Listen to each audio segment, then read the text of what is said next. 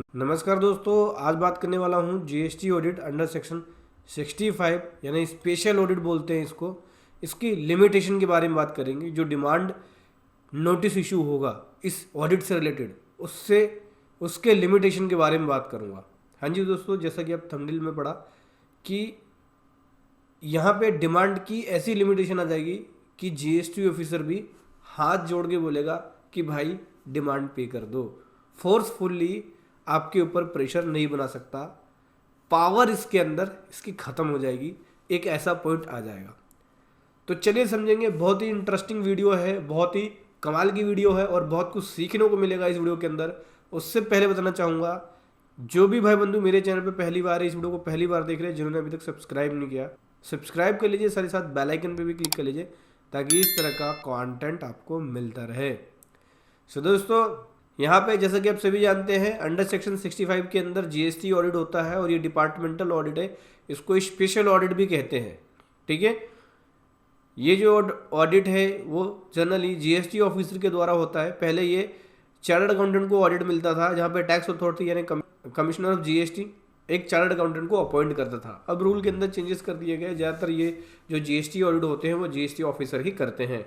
ठीक है, इनका डिपार्टमेंटल ऑडिट होता है ये, और उनकी एक डिपार्टमेंट अलग होती है ऑडिट की।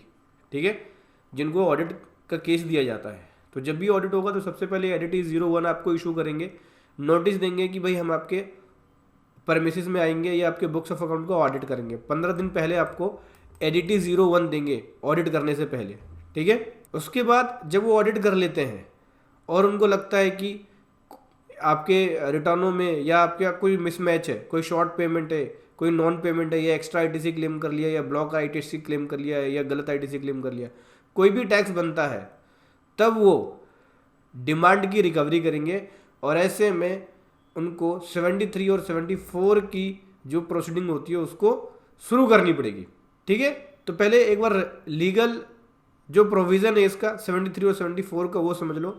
73 नॉन फ्रॉड केस में होता है, 74 फ्रॉड केस के लिए नोटिस दिया जाता है।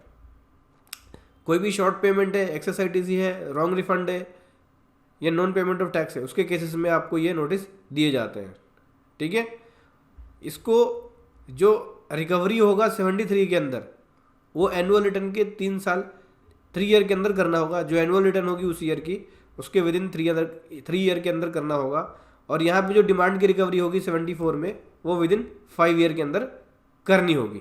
जो नोटिस इशू होगा, शो कॉज नोटिस, वो जो डेट बताई गई है 73 के अंदर कि 3 साल का जो लिमिटेशन पीरियड है, इस पीरियड के 3 महीने पहले उनको नोटिस देना होगा। मतलब जब इनका लिमिटेशन पीरियड खत्म हो रहा है उससे 3 महीने पहले इनको शो कॉज नोटिस देना होगा, और इसमें 6 महीने पहले देना होगा 74 में।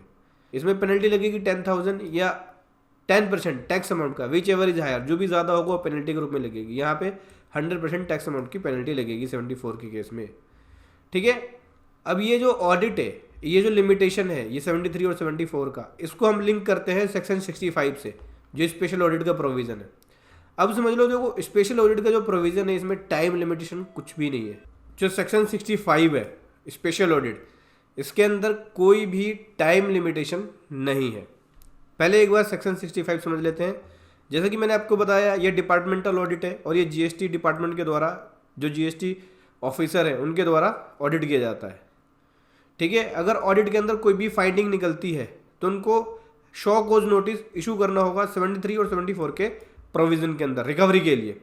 इसमें कोई और अदर लिमिटेशन टाइम पीरियड का नहीं है कि कब तक होना है, लेकिन लिमिटेशन इसके अंदर रहता है रिकवरी का। 73 और 74 में जो रिकवरी का लिमिटेशन रहता है वो रहता है। ठीक है, अभी एग्जाम्पल के लिए समझो कि स्पेशल ऑडिट आपका हो रहा है। अभी स्पेशल ऑडिट आपका 17-18 का हो रहा है। ठीक है, 2017-18 का हो रहा है।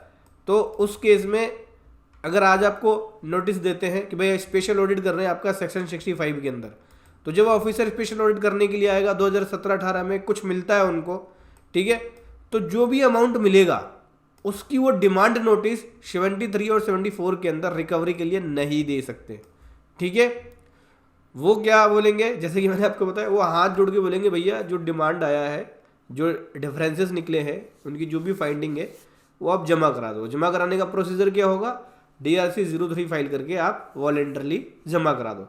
ऑफिसर फोर्सफुली किसी सेक्शन के अंदर पावर का यूज करते हुए आपको नहीं बोल सकता कि आपको ये डिमांड जमा करानी ही होगी, नहीं तो आपके ऊपर पेनल्टी चार्ज करेंगे, ये करेंगे वो करेंगे। जो प्रेशर होता है ना, जो लॉ के द्वारा, लॉ का जो बेस होता है वो प्रेशर नहीं रहेगा। यहाँ पे वॉलेंटरली आपको जो म्यूचुअल कंसेंट है ऑफिसर का, हाथ में बेसिकली मैं तो ये कहता हूँ सिंपल लैंग्वेज में कि ऑफिसर हाथ जोड़ के बोलेगा कि भाई साहब जो भी टैक्स बनता है वो आप जमा करा लीजिए, ठीक है। क्योंकि 73 और 74 का जो टाइम लिमिट है 17-18 के लिए खत्म हो जाएगा। क्योंकि 73 में अगर वो डालता है तो विद इन 3 ईयर के अंदर उसको नोटिस देना होगा, शोकोज। अगर कोई भी फाइंडिंग करता है कि भाई शॉर्ट कम टैक्स शॉर्ट पेड है, एक्सेस आईटीसी क्लेम है, एक्सेस रिफंड क्लेम है, उसने जो भी अपना नोटिस बनाया उसको रिकवरी 73 में नहीं कर सकता।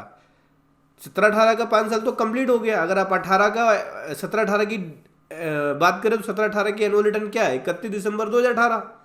31 दिसंबर 2018 से 5 साल जोड़ोगे आप, 24 में 6 साल हो जाते हैं, यहाँ पे 23 के अंदर ही 5 साल हो जाते हैं। तो 31 दिसंबर 2023 के अंदर मैक्स टू मैक्स 74 के अंदर डाल के वो आपको वो नोटिस दे सकता है। अगर फ्रॉड केस होता है तो, फ्रॉड केस नहीं है तो 73 में डालना होगा। तो 3 साल कब के पूरे हो जाएंगे, 2021 के अंदर ही 3 साल उसके पूरे हो जाएंगे, ठीक है। तो 73 के अंदर तो कर ही नहीं सकता रिकवरी।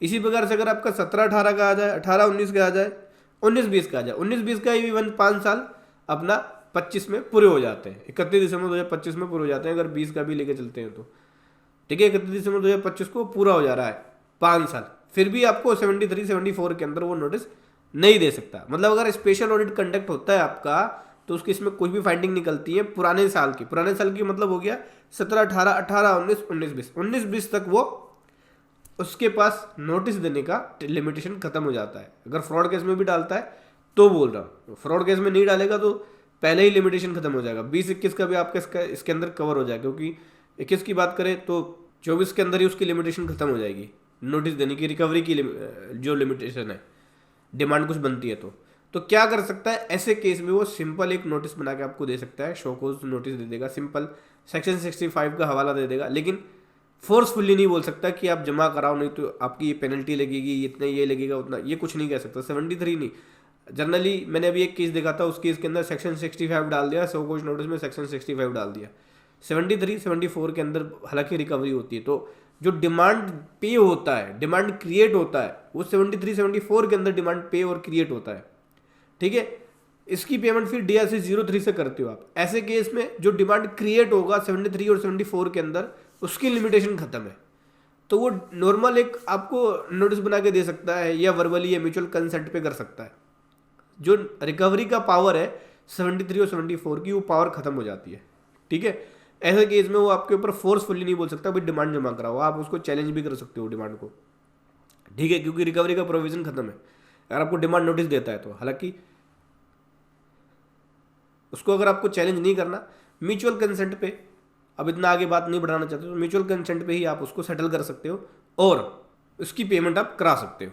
DRC 03 के थ्रू वॉलंटरली पेमेंट हो जाती है। देखो अब यहाँ मैं प्रैक्टिकल एग्जाम्पल के थ्रू समझाता हूँ। जैसे मान के चलिए कि नॉन फ्रॉड केस है आपका, 19-20 से रिलेटेड केस इन्वॉल्व है। इसकी ड्यू डेट कब होगी, 31 दिसंबर 2020। ऑडिट इनिशिएट होगा आपका 1 जून 23 में, तो ऑडिट कंप्लीट हो गया 30/11/23 के अंदर।